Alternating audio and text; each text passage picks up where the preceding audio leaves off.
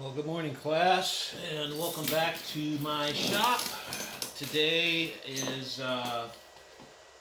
plan is to continue sanding. Yesterday we applied the Fast and Final spackling to a lot of these joints and hatches and panel lines.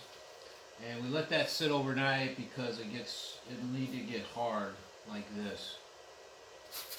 So you're gonna need to let that, unless you put it on really thin, and then it may dry in a couple hours and you'll be able to sand it. But I put it on pretty thick because I wanted to sand down and only wanted to do this one time, so I put it on pretty thick on both sides. So what you're seeing now is me finishing up on the sanding. Get these 3M sanding blocks at Lowe's or Home Depot.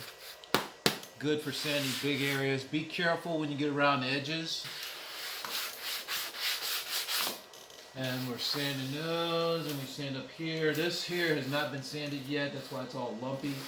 But I usually just knock it down in one direction. And that's just placed right off. And look at that, just quick. But when I get down to where it gets to be smooth, then I may take it back a couple things like that. And you always want to, when you get down to the final sanding, you want to do your circular motion because that'll feather all the edges in.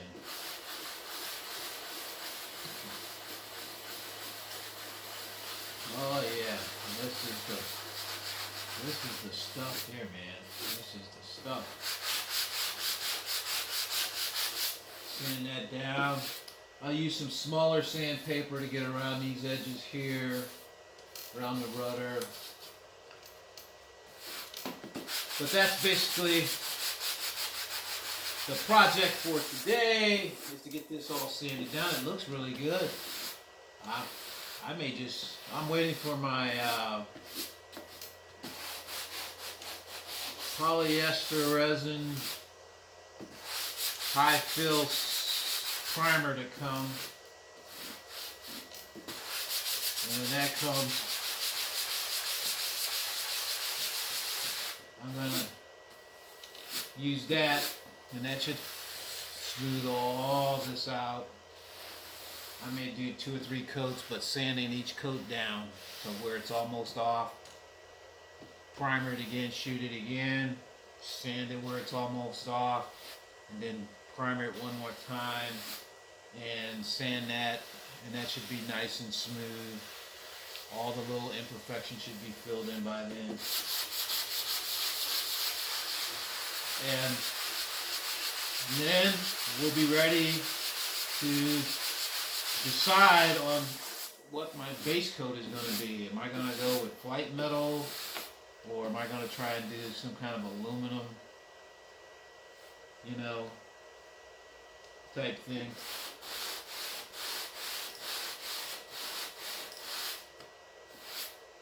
I don't know yet. I don't know how to. This HSD silver paint on here was really good. I wouldn't even recommend taking it off. That stuff sticks super hard. Whatever they're using now, they've got it down. So I would just do some scuff pad on it to scuff it up, and then I would just spray it. I wouldn't even try to take it off. It's not even worth the effort. Here we go. Let's see what we got down here. Knock down some of that big stuff. The high. Ah, yeah, that's looking good. I plan on coming back and doing my own panel lines at the end. And I'll put the panel lines and rivets on it, and the hatches. Hatches, panel lines. Look at that, that even turned out real good.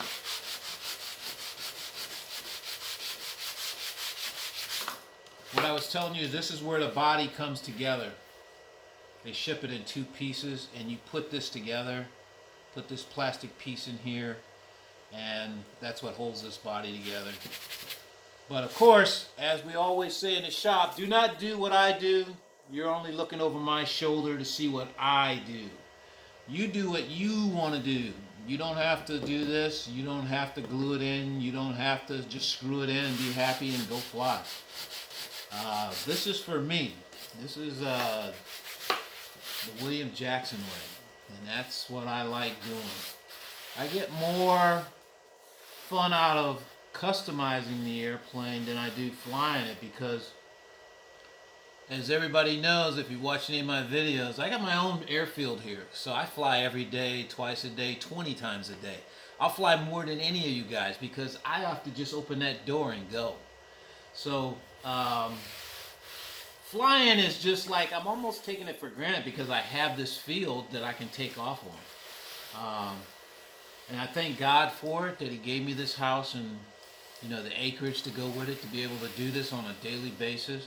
So I spend all my time on customizing, you know, like the gun ports, the sliding hatch, the scale landing gear coming out, landing lights coming out, you know, working on the mechanics of the leading edge slats. You know, all that stuff excites me, because once it's done and you sit back and you go, man, that was pretty hard at the time. It caused a lot of my brain cells to fire up because I got to think about what I'm doing, and I got to solve problems as I go along, because, you know, I don't have the answer. Nobody's giving me a pattern to follow, and I just look at a picture and say, I want to make this happen. Just like, you know, doing this. This is the hatch seam here that you guys, I told you about in the last video. That is laser tight. Not razor tight. I'm gonna put down laser tight. That's crazy how good I got that right now. And I hope it holds up. Like I said, everything in this shop I'm experimenting with. I don't really know how to do all this stuff really good, but I'm willing to experiment with it.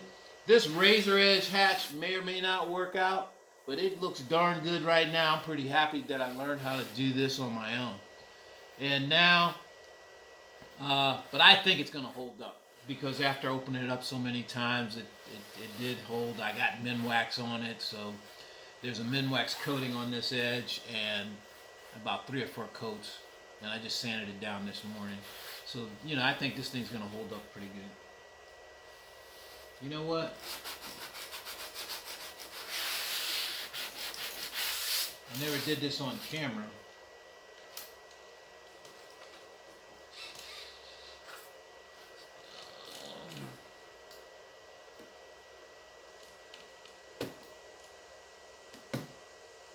That's the edge.